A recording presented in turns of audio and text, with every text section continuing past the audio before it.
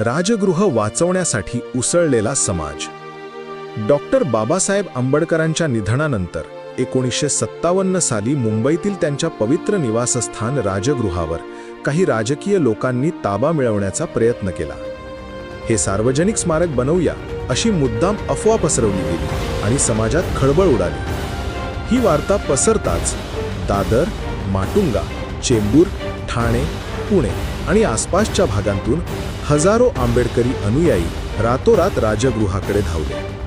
कोणी बूट चप्पल न घालता आले, कोणी रिकाम्या पोटी आले, पण एकच ध्यास: बाबासाहेबांचं घर कोणाच्या राजकीय लालसेचा बळी होऊ देणार नाही. महिलांनी पाणी आणलं, घरांमधून दिवे, चादरी आणून दिल्या. तरुणांनी 2 रात्री जागून राजगृहभोवती मानव भिंत उभी केली. संपूर्ण परिसरात शांतता होती, पण त्या शांततेतही संघर्षाची ठिणगी झळकत होती.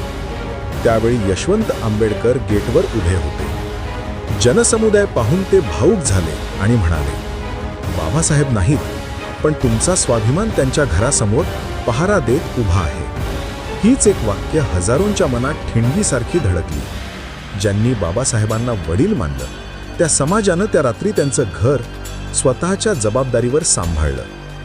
दुसऱ्याच दिवशी नेत्यांनी घोषणा केली की राजगृह हे आंबेडकर कुटुंबाची वैयक्तिक मालमत्ता आहे, यावर कोणताही राजकीय हस्तक्षेप होणार नाही. यश, एकजूट आणि अस्मितेनं लिहिलेला तो दिवस आजही इतिहासात खऱ्या संघर्षाची, अभिमानाची आणि सामूहिक शक्तीची पवित्र घटना म्हणून जिवंत आहे.